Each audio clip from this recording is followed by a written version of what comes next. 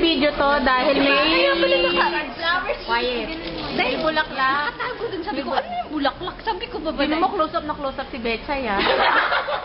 Ate Karen, huwag ka na magbigay. Anong masasabi mo sa flowers? Ang ganda. Alam mo, binigyan lang ako, nakatanggap lang ako noon. Isang flower. Alam mo, ako ang naman. tipid. Ikaw, anong masasabi mo sa flowers? Bibigyan ng ganito. Hindi ko alam anong gagawin ko. Sasagutin mo na ba siya? Ay, hindi lang. Talaga pakakasalan ko siya.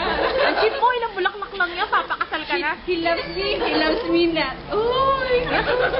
Ka, Grace, ano masasabi mo sa flowers? Tatanim ko sa garden. Ganito kaganda. Grabe. Grabe ka naman. Henry. Ikaw, ano wala bang ibang magbibigay sa amin ito? Henry, grabe ka naman magmahal, bro. Hindi ko sinaya. Wala namang katulad mo. Kaloob ka na ba ng ama? Mabuang. Henry, ikaw ba si Henry R. Carion? Ay, na kay Marta. Marta. Ah, sige. Anong sasabihin mo naman kay Henry? Para naman akong buwang. Siya?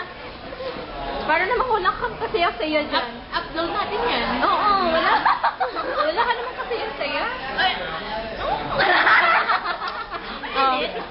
Kilit naman yun.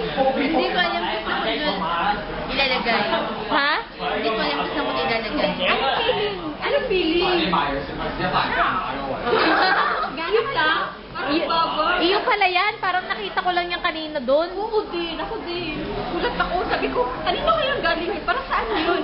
Si Marsha pala, my best friend. Ano, paano kaya? Ay, dito niya pa binili. Yun lang sasabihin mo? Tapos pinadala na lang ulitin. Awa mo na. Pwede ba perahin na lang? sorry. Wrong mistake. Kasi hindi ko alam kung saan ko ilalagay. Buti sila Top toys na lang pala. Oo. But, Top toys. Sabi ko naman sa'yo, hindi mo na ako kailangan ligawan. Sinagot na. niya kaagad. sa YouTube daw ba sagutin? Pakainin niyo muna ako, malilate ako, may curfew ako eh. Tama na ka.